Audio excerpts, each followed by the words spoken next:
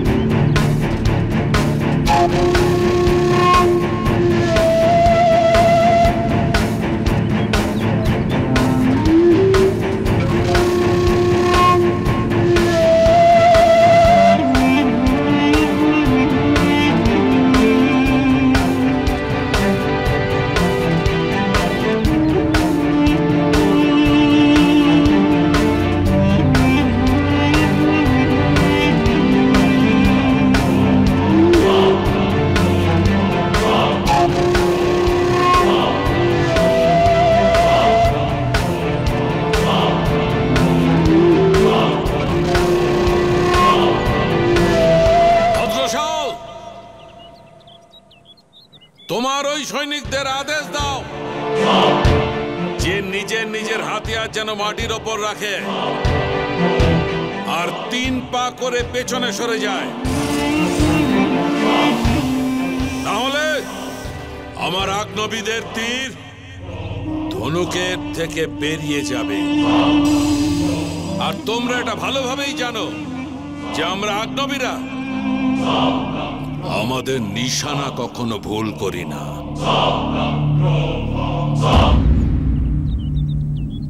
আমাদের আগ্নেয়ীরা কোথা কোথা থেকে বেরোবে সেই কথা কল্পনাতেও তোমার এই মগধের সৈন্যরা আনতে পারবে না। নাও, আদেশ দাও হাতিয়ার রাখুক আর পেছনে সরে যাক।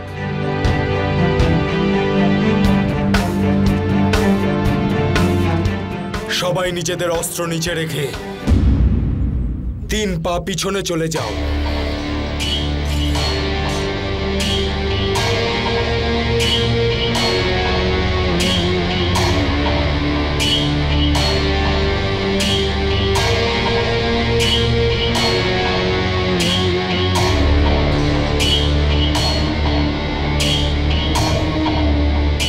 ভদ্রশাল, তুই আমার বাঘের মতো ভাইকে মেরেছিস পেছন থেকে আঘাত করে, মনে আছে কাপুরুষ? যুদ্ধ আসলে যুদ্ধ হয় আহেলিয়া। আক্রমণ সামনে থেকে হোক বা পিছন থেকে, আমরা যুদ্ধ শুধু জেতার জন্য লড়ি। ভদ্রশাল শুধু একটাই নিয়ম জানে, জয়ী হতে। এবার এটা বল যে চন্দ্রগুপ্ত আর চাণক্য কোথায়?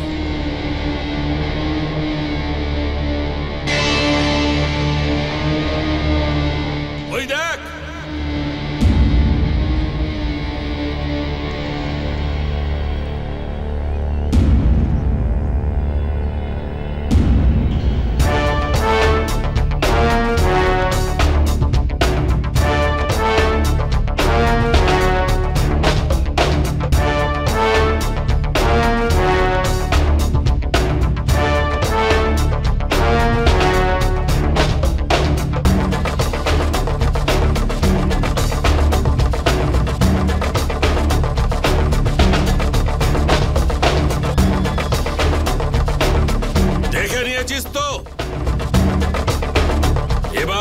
আগ্নেয়ীদের আমাদের সোনা দেখা।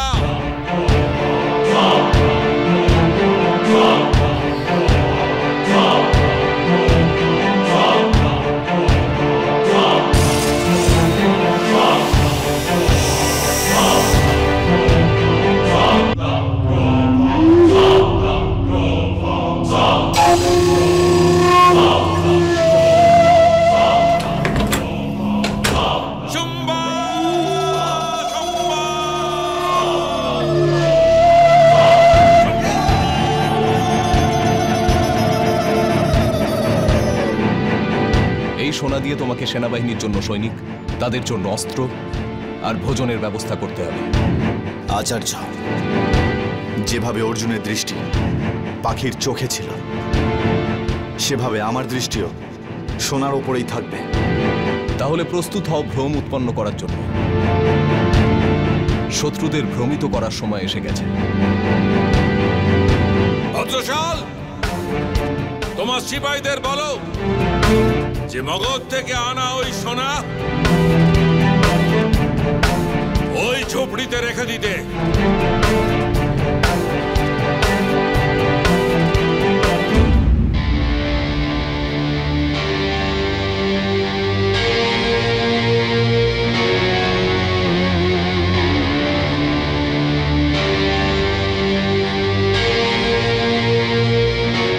আহেরির চক্রবুহে তুমি ফেঁসে গেছো ভদ্রশাল। এবার কি করবে তুমি? আমি আকনবীদের উপর বিশ্বাস করি না আহেলিয়া।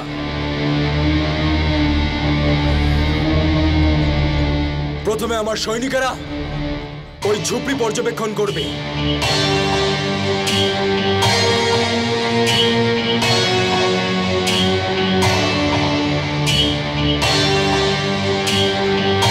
ভদ্রশাল, আমি আমার চোখের সামনে মগধের এই সোনা লুট হতে দেখে এটাই ভাবছি যে এই অভিযান আমাদের এখানেই এই সময় বন্ধ করা উচিত।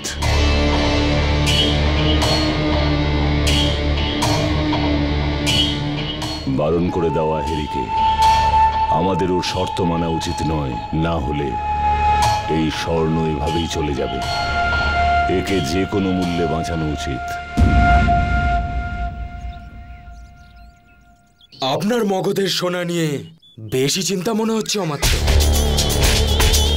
কি মনে হয় আপনার যে আপনি ছাড়া মগধের সোনার চিন্তা আর কেউ করতে পারে না? ভদ্রশাল নাম আমার। আমি যেখানে যাই সেখানে অসফলতা কাছেও ঘেঁষতে পারে না। আমি কি করছি আর আমাকে কি করতে হবে সেটা আমি খুব ভালোভাবেই জানি। মহারাজ ধননন্দের সোনা এখনো সুরক্ষিতই আছে আমার তো। যদি আপনি চান তাহলে শান্ত থাকতে পারেন।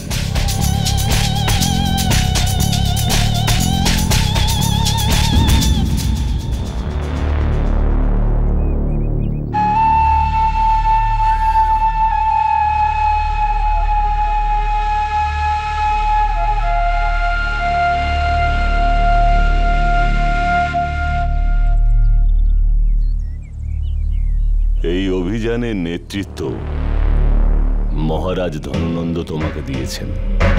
তুমি যা চাইছো করো, তুমি যা চাইছো বলো, কিন্তু একটা কথা মনে রেখো ভদ্রশাল, যদি এই স্বর্ণ কোনোভাবে হাতছাড়া হয়ে যায় তবে তোমাকে তোমার পরিবারের সঙ্গে মেরে ফেলা হবে।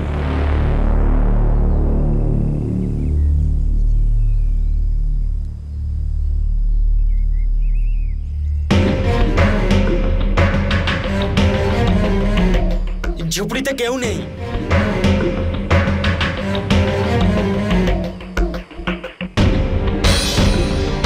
সৈনিকেরা সোনাগুলোকে ঝুপড়িতে রেখে দাও।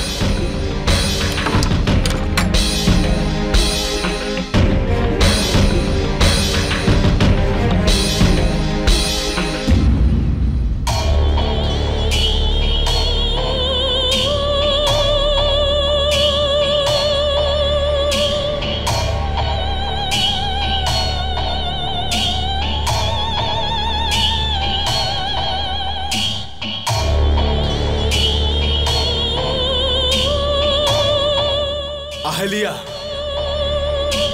এবার চন্দ্রগুপ্ত আর চাণক্যকে আমার হাতে তুলে দেওয়ার সময় এসে গেছে।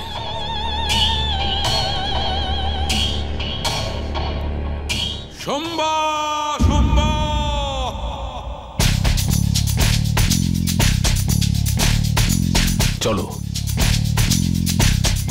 সময় এসে গেছে।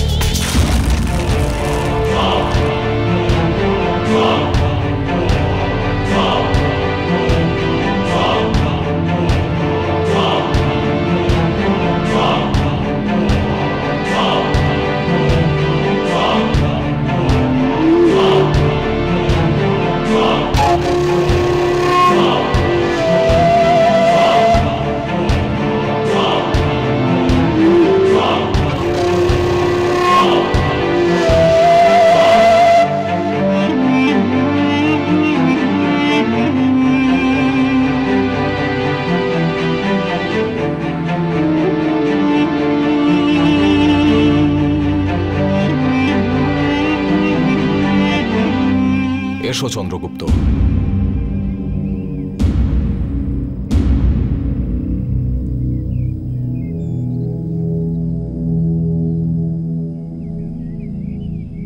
সব আগ্নেয়ীরা জঙ্গলের দিকে যাও।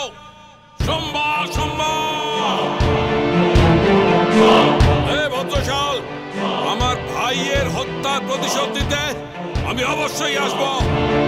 আমি তোকে কথা দিচ্ছি। ছলনা হয়েছে আমাদের সঙ্গে, ছলনা। সৈনিকরা যাও, স্বর্ণ রক্ষা করো, যাও।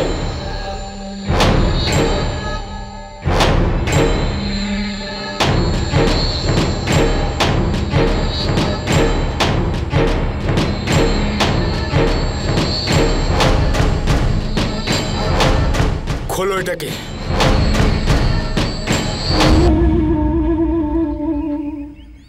এই সুড়ঙ্গ দিয়ে ঢুকে পিছু না ওদের।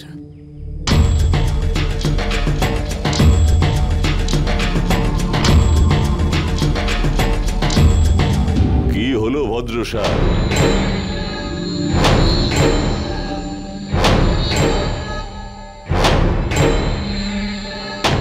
তুমি তো বলেছিলে যে যেখানে তুমি থাকো সেখানে সফলতা আশেপাশেই নাকি ঘুরে বেড়ায়। আরে হ্যাঁ, তুমি তো এটাও বলেছিলে যে তুমি আদিবাসীদের খুব ভালো করে জানো।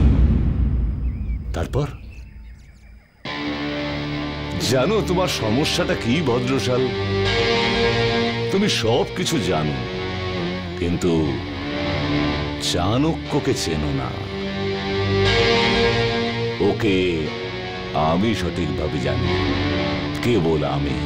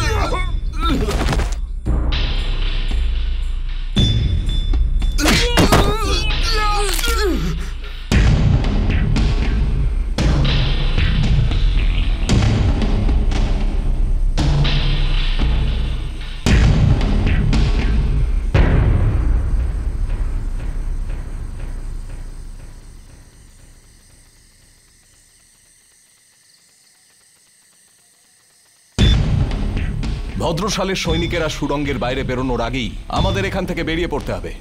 একটুখানি আচার্য, সুখদা কোথায়? ও তো আমাদের সামনেই ছিল। না না, ও আমাদের পিছনে ছিল। ও বেঁচে থাকলে নিজেই চলে আসবে এখানে। চলো।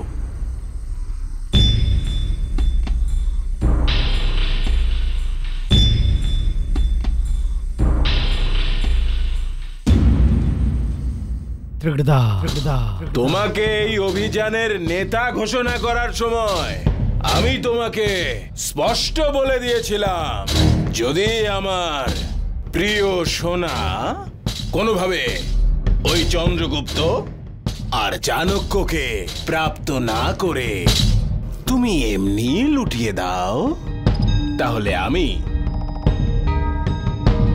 ছাড়ব না, প্রাণ কেড়ে নেব তোমার। তোমাকে তোমার পরিবারের সঙ্গে নগরের মাঝখানে জ্যান্ত জ্বালিয়ে দেব, স্পষ্ট বলে দিয়েছিলাম আমি। কিন্তু তুমি তারপরেও আমার সোনা এমনি নষ্ট করলে। ত্রিকৃধা, এবার তোমাকে মরতে হবে।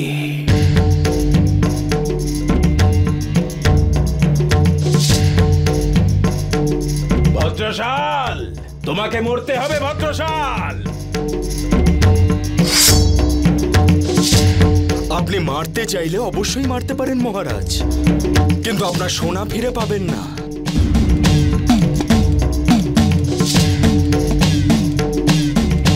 সেগুলো এখনো সুরক্ষিতই রয়েছে মহারাজ।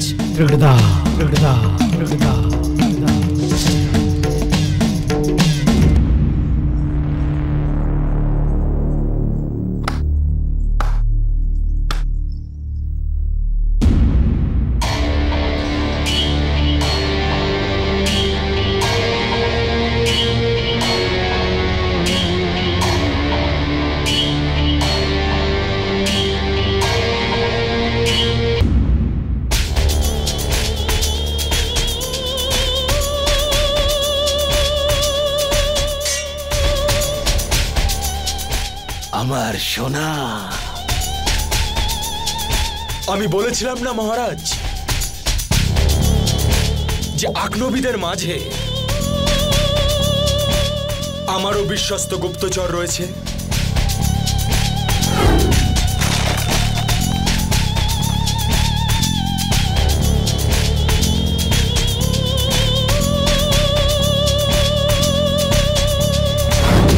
মহারাজ, আমি আগেই ওদের পরিকল্পনার খবর পেয়ে গিয়েছিলাম, আর আমি ওই আগ্নবীদের এমনি এমনি মগধের সোনা নিয়ে যেতে দিইনি মহারাজ। আর সেই জন্যেই আমি সময় থাকতেই আমাদের সোনাকে সোনার জল করা লোহার সাথে বদলে দিয়েছিলাম। বাহ বাহ, আমার তো বাহ, এই ভদ্রশাল তো বুদ্ধির ভান্ডার দেখছি। ও আমার সোনা বাঁচিয়ে দিয়েছে। বাহ, ধা ধা তেরে কেটে ধা। কিন্তু হে বুদ্ধি সাগর, এই পুরো অভিযানটা তো চন্দ্রগুপ্ত আর চাণক্যকে ধরার জন্য ছিল। এবার ওদেরকে কি করে ধরবো?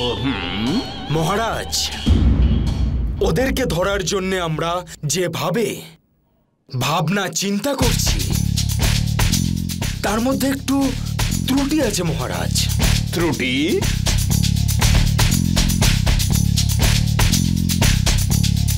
কিরকম ত্রুটি? সেটা এই যে বিষয়ের বিশ্লেষণে আমরা একটা গুরুত্বপূর্ণ বিষয় ছেড়ে যাচ্ছি। মহারাজ, আগ্নবীরা চাণক্যের সঙ্গে কেন হাত মেলালো? কারণ আপনার সাথে শত্রুতা নিয়ে ওরা দুজন একমত, দুজনেই সহমত মহারাজ।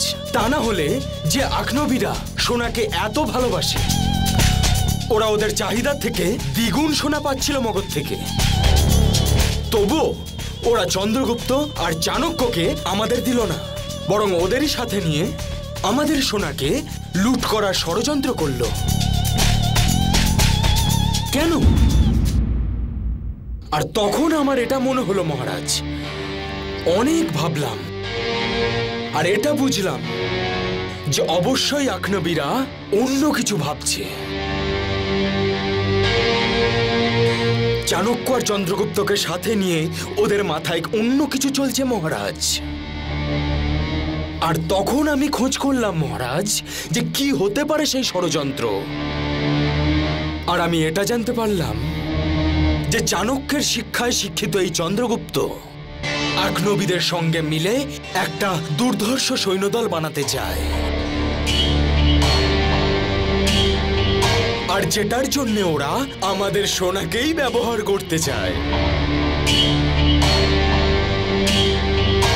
মহারাজ, আপনি আজ পর্যন্ত আমার উপর বিশ্বাস রেখেছেন, আর আমি আপনার কাছে এটাই প্রার্থনা করব যে আপনি আপনার বিশ্বাস আমার উপরে রাখুন,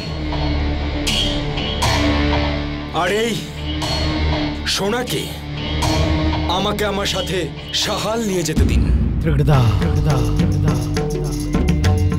মহারাজ, সাহাল আমার জন্মভূমি, যেখানে আমি এই সোনার লোভ দেখিয়ে ওই আগ্নবীদের ওদের জঙ্গল থেকে টেনে বের করে নিয়ে আসব।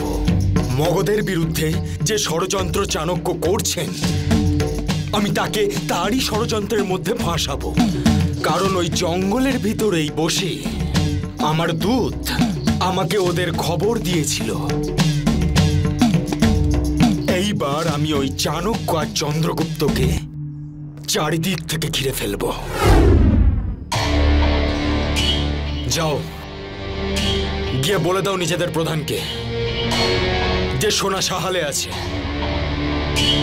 আমি যেরকম বলেছি সেই মতো পরিকল্পনা করো।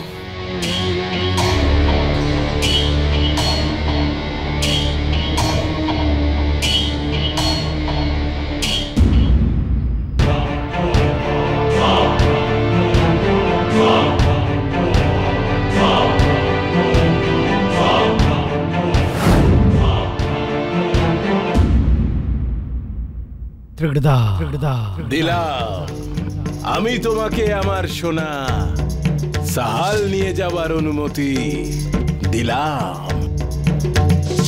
একটা কথা মনে রাখবেন ভদ্রশাল, যদি আপনার কাছে পরিকল্পনা থাকে তবে চাণক্যর কাছেও তার সম্ভাব্য উত্তর রয়েছে। তাই যেটাই করুন একটু জেনে বুঝে করুন। আপনি বেশি চিন্তা করবেন না অমাত্য প্রমুখ। ওদের মধ্যে থাকা আমার গুপ্তচরের কথা অনুযায়ী ওই চাণক্য সেই পরিকল্পনাই বানাবে যেটা আমি ওকে দিয়ে বানাতে চাইব। এবারে এই খেলাটা আমার মুঠোতে রয়েছে।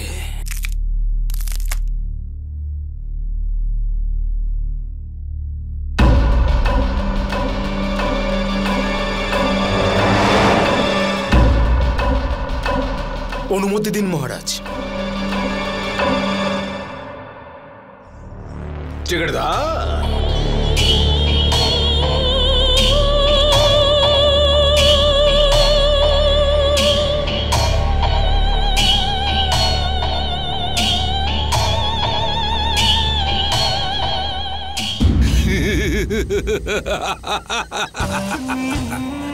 সম্বা সম্বা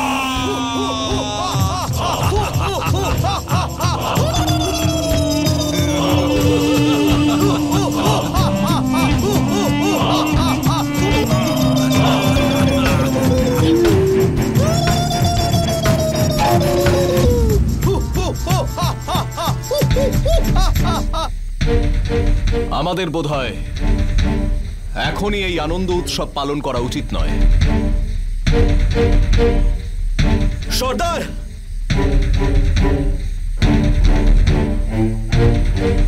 আমাদের সাথে ছলনা হয়েছে সর্দার।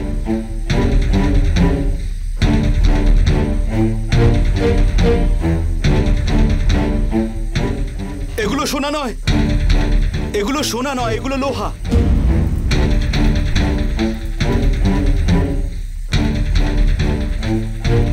সম্বা সম্বা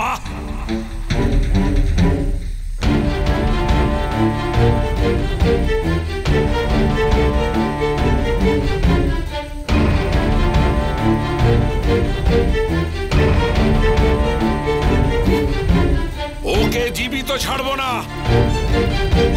জীবিত ছাড়বো না।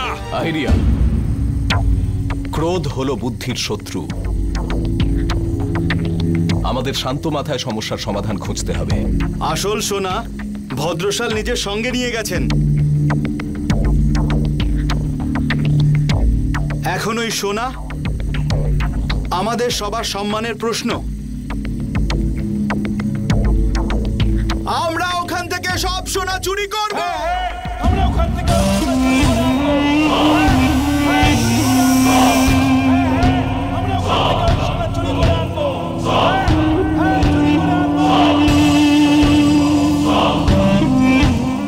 তুমি কোথায় ছিলে?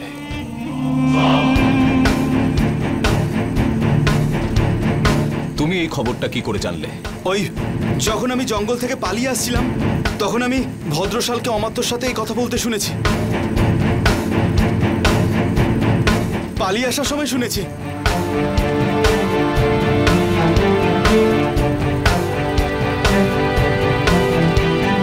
উত্তম অভিযান। আচার্য, এর যে সুখদা আমার খুব নির্ভরযোগ্য লোক, আমার বড় ভাইয়ের ছেলে। এটা আমাদের সমস্ত লুটের পরিকল্পনা এই করেছে। আগেরবার লুটের পরিকল্পনা এই করেছিল, তখন আমরা অনেক সোনা লুটেছিলাম, কিন্তু ওই লুটের সময় আমি আমার বড় ভাই আর এই নিজের বাবাকে হারিয়েছে।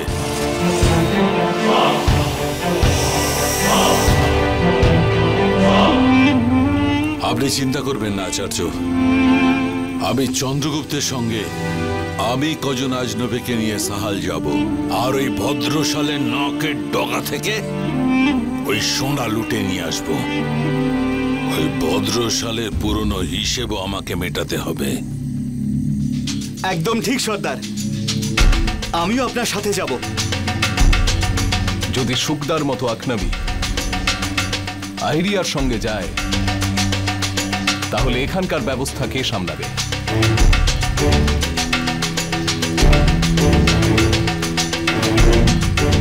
আমার মতে যখন আহিরিয়া চন্দ্রগুপ্তের সঙ্গে সাহালে সোনা লুট করতে যাবে, তখন সুখদা এই সম্প্রদায়ের সুরক্ষা ব্যবস্থা সামলাবে। কারণ যখন সম্প্রদায়ের সর্দার কোনো কাজে বাইরে যায়,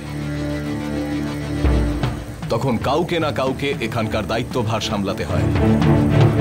সর্দার, আপনি অন্য কাউকে এখানে রেখে যান, আমি যাব আপনার সঙ্গে। সম্ভা কথা ঠিক হয়ে গেছে। আমি চন্দ্রগুপ্তের সঙ্গে সাহাল যাব, আর তুমি এখানে আজনবীদের রক্ষা করার দায়িত্বে থাকবে।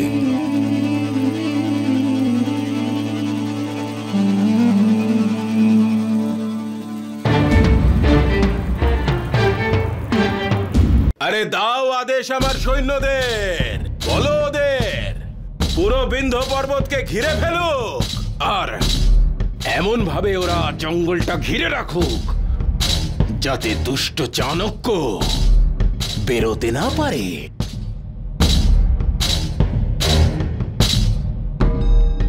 আকনবীদের আশ্রয়ে গেছে না ও আমার হাত থেকে বাঁচতে? ঘিরে ফেলো ওদের পুরো জঙ্গল, ইঁদুরের মতো পড়ে থাকতে দাও ওদের ওই জঙ্গলের মধ্যে। আমিও তো দেখি কিভাবে বেরোয় ওরা ওই জঙ্গলের বাইরে। কিন্তু মহারাজ, যদি ওরা বিন্ধ্য পর্বতের জঙ্গল থেকে বেরিয়ে গিয়ে থাকে? বেরিয়ে গিয়ে থাকলে, যদি চাণক্য ওখান থেকে বেরিয়ে গিয়ে থাকে, এক্ষুনি আমাদের ভদ্রশালকে সাহায্য করার জন্য আমাদের গুপ্তচরকে সাহাল পাঠাতে হবে। আগে মহারাজ। চাণক্য যেভাবে ইঁদুরকে ঘিরে ফেলা হয়, সেভাবে ঘিরে মারবো তোকে। আরে ধননন্দের হাত থেকে পালিয়ে কতদিন বাঁচবি তুই? এবার দেখ কিভাবে ধরে মেরে ফেলবো আমি তোকে। টিকিট ধা।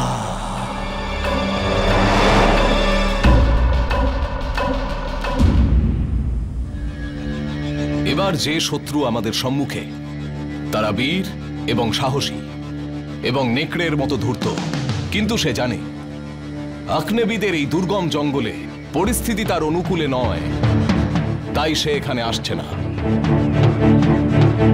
কিন্তু আমাদের জঙ্গলের বাইরে নিয়ে যাওয়ার জন্য সোনার প্রলোভন দেখাচ্ছে সে। আর জঙ্গলের বাইরে মগধের আরো সৈনিক থাকবে, আর সোনা সাহালে কোনো সুরক্ষিত স্থানে লুকিয়ে দিয়েছে সে। ভদ্রশাল আমাদের আমন্ত্রণ জানাচ্ছে, আমাদের ঘিরে ফেলার দৃঢ় পরিকল্পনা করছে। কিন্তু সোনা তো আমাদের লুট করতেই হবে, কারণ সোনা ছাড়া আমরা সেনাবাহিনী করতে পারবো না, আর সেনাবাহিনী ছাড়া আমরা ধননন্দের সঙ্গে লড়তে পারবো না। তাই সোনা তো আমাদের চাই। আমাদের জন্য স্বর্ণের মাহাত্ম্য আমি বুঝতে পারছি আচার্য, এবং সেই জন্য এই অভিযানের নেতৃত্ব আমি নিজেই দিতে চাই। আমি সাহাল যাব আচার্য, আর যাই হয়ে যাক না কেন, ভদ্রশালের থেকে স্বর্ণ নিয়ে তবেই আমি ফিরব। আমি জানি চন্দ্রগুপ্ত, তুমি অবশ্যই সোনা লুট করে আনতে পারবে। এটাই তো গুণ একজন প্রকৃত নায়কের, প্রকৃত নেতার। যত বিপরীত পরিস্থিতি তার সামনে আসে সে ততই সক্ষম হয়ে ওঠে। প্রতিটি নতুন আর অপ্রত্যাশিত বাধাকে জয় করে সেনাপতি নিজের সৈনিকদের দৃষ্টিতে মহান আর প্রিয় হয়ে ওঠে। আখনাবিদেরও জানা উচিত যে তারা ধননন্দের বিরুদ্ধে যার নেতৃত্বে লড়তে চলেছে সে আসলে কে।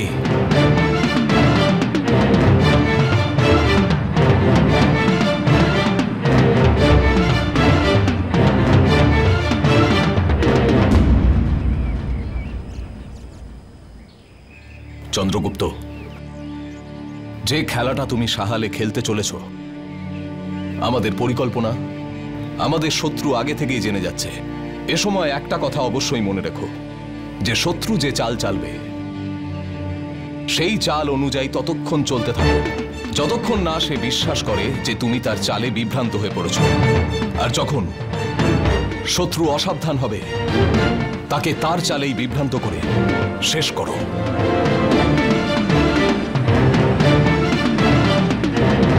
হ্যাঁ আচার্য, এই কথাটা সব সময় মনে রাখবো আমি।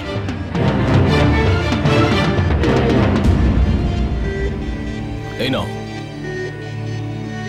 এটা তোমাকে তার সঙ্গে দেখা করতে সাহায্য করবে।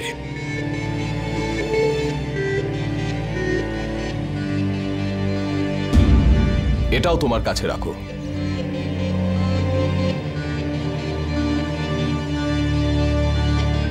যখন তুমি দেখবে তুমি চারদিক থেকে ঘিরে গেছো, কোনো রাস্তা খুঁজে পাচ্ছ না, তখন এটাকে শেষ উপায় মনে করে প্রয়োগ করো। হ্যাঁ আচার্য। কল্যাণ হোক।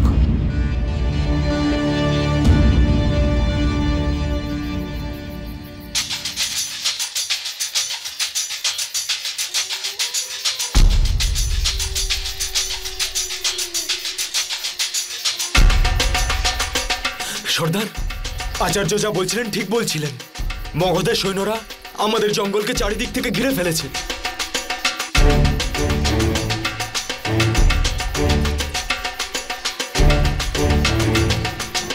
এরপরে আমরা কি করব আচার্য?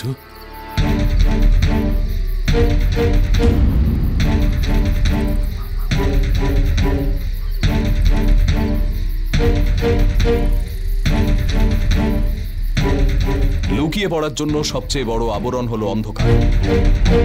চারদিকে দেখো, কেবল অন্ধকার।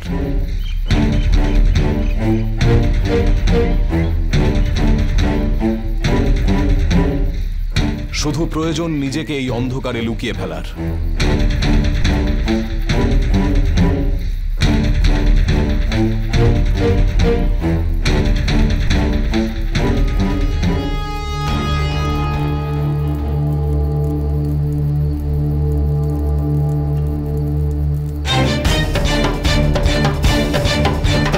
একটা চাহিদা আছে আহিরিয়া।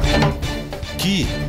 যতক্ষণ আপনি সাহালে সোনা লুট করার জন্য জঙ্গলের বাইরে থাকবেন, ততক্ষণ আমি নিজের ইচ্ছে নির্বাচন করা 5 জন আখনাবির সঙ্গে জঙ্গলের মধ্যে পাহাড়ের চূড়োয় ধ্যানে মগ্ন থাকব। এই স্বর্ণ লুট অভিযান যতক্ষণ না সম্পূর্ণভাবে সফল হচ্ছে ততক্ষণ এটা গুপ্ত রাখতে হবে, কাউকে বলা হবে না। ঠিক আছে আচার্য। যদি আমাদের মধ্যে কেউ কোনো গোপন কথা ফাঁস করে তাহলে তাকে আখনাবিদের বিরুদ্ধে মনে করা হবে। এমনটাই হবে আচার্য।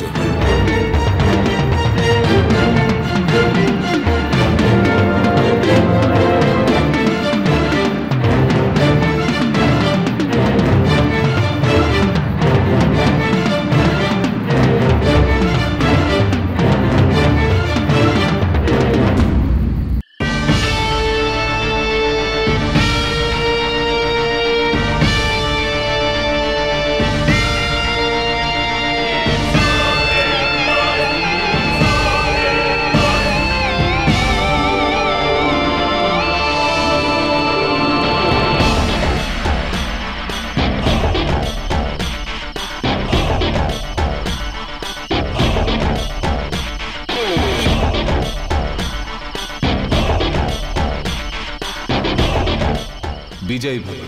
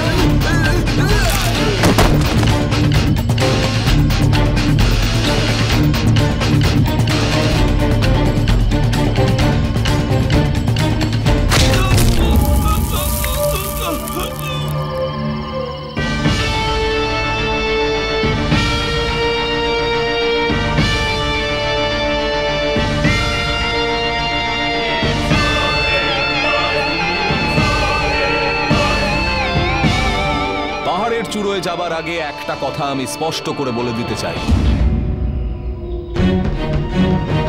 এই অভিযানে আপনাদের প্রাণও যেতে পারে। যাদের প্রাণের ভয় আছে তারা পিছিয়ে যেতে পারে। মৃত্যুকে সম্মুখে দেখে ভয় পেয়ে গেলে তাতে লজ্জার কিছু নেই। তুমি তুমি তুমি তুমি তুমি